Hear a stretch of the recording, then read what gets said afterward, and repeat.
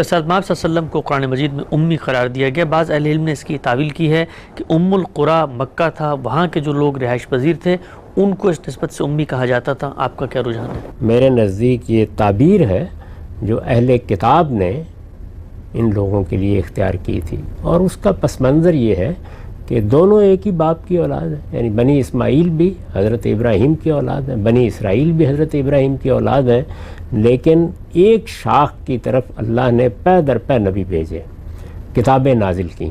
جب تورات بھی انہی پر نازل ہوئی، زبور بھی انہی کو دی گئی، انجیل بھی انہی کو دی گئی، تو وہ ایک پوری روایت رکھتے تھے علم کی. یعنی اللہ کے دین کا علم ان کے ہاں ہمیشہ تازہ رہا، پیغمبر آتے رہے، پے در پے پیغمبر آتے رہے. ادھر 2000 سال تک ایسا نہیں ہوا. تو اس تقابل میں وہ یہ کہتے تھے کہ یہ تو امی ہے، یعنی یہ نہ اس بات سے واقف ہیں کہ ایمانیات کی تعبیرات کیا ہیں، نہ اس بات سے واقف ہیں کہ شریعت کا پورا پس منظر کیا ہے. تو یہ دین کے علم کے معاملے میں اس جگہ نہیں ہیں جہاں ہم ہیں. اپنے مقابلے میں وہ ان کو امی کہتے تھے، اور یہی تعبیر قرآن مجید کے سیاق و سباق سے بالکل واضح ہے کہ قرآن نے بھی اسی مفہوم میں اختیار کی. لیکن اس کا اس سے کوئی تعلق نہیں کہ پیغمبر جو ہے وہ لکھنا پڑھنا جانتے تھے یا نہیں جانتے تھے؟ اس سے کوئی تعلق؟ میرے نزدیک اس کا کوئی تعلق اس سے نہیں ہے.